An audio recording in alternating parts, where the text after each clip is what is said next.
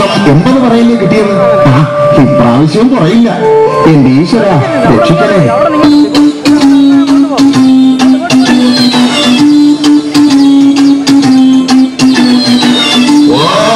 എത്ര നേരമായി ശ്രമിക്കുന്നു. എടാ കുഞ്ഞപ്പി, ദാ നോക്ക്, ഇത് ഉഗ്രൻ സാധനമാ. ഈ കണ്ടാ മതി, ചാടി പിടിക്കും. എന്റെ പൊന്നു മത്തായി, ഞാൻ ഇതുവരെയും മദ്യപിച്ചിട്ടില്ല. ഇതെനിക്ക് വേണ്ട. അയ്യോ, അവനൊരു പുണ്യാളൻ. എടാ ജീവിതമായാൽ ഇങ്ങനെയൊക്കെയാ. ഇക്കാലത്ത് ഇങ്ങനെയുള്ള ആളുകളുണ്ട്. മത്തായി, ഞാൻ കുടിച്ചിട്ട് എങ്ങനെയാ അവളുടെ മുഖത്ത് നോക്കുന്നേ? എടാ അതിന് നീ അവളുടെ മുഖത്ത് നോക്കണ്ടടാ. ഓ, ഈ മത്തായി സമ്മതിക്കില്ല. എടാ അവള് കാണും, നമുക്ക് അങ്ങോട്ട് അല്പം മാറി നിൽക്കാമെന്ന്. ആ എന്നാവാ, നമുക്ക് അങ്ങോട്ട് മാറിയില്ല.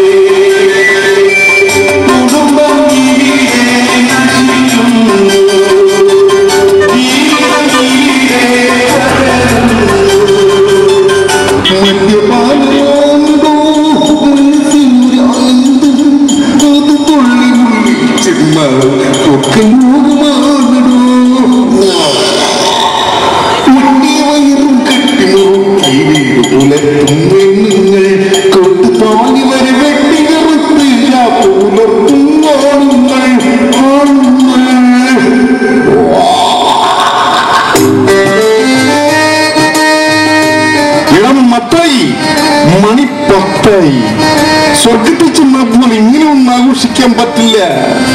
നല്ല ഇടം മത്തായി, നീ എന്താ ഇഞ്ചിരുന്ന് കുറങ്ങനെ പോലും നിൽക്കുന്നു?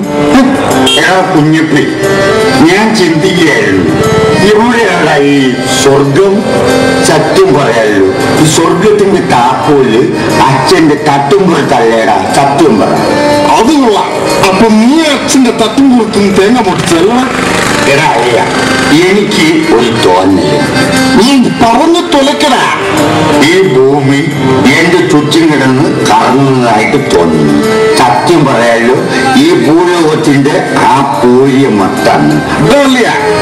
ഈ കുഞ്ഞപ്പൂടുത്തുള്ള കാലം നീ ഒന്നും പേടിക്കണ്ട. നിനക്കറിയാമോ, ഈ മന്ത്രിമാരെല്ലാം എന്റെ പെണ്ണുമ്പിള്ളിയുടെ ആംഗ്ലമാരെ അറിയാമോ നിനക്ക്? നമുക്ക് എന്താ ഇങ്ങനെ ഒരു വരവരച്ചാലുണ്ടല്ലോ, ഒരു ദിവസത്തിനെങ്കിലും അപ്പുറം കിടക്കില്ല. അറിയാമോ നിനക്ക്? ഇതാ അറിയാമോ, പണ്ട് ഞാൻ പുള്ളിപ്പുലിയുടെ വാലി പിടിച്ച് തൂക്കിയടിച്ചവന് അറിയാമോടാ? എടാ പോവേ, ഇങ്ങോട്ട് പോവേ.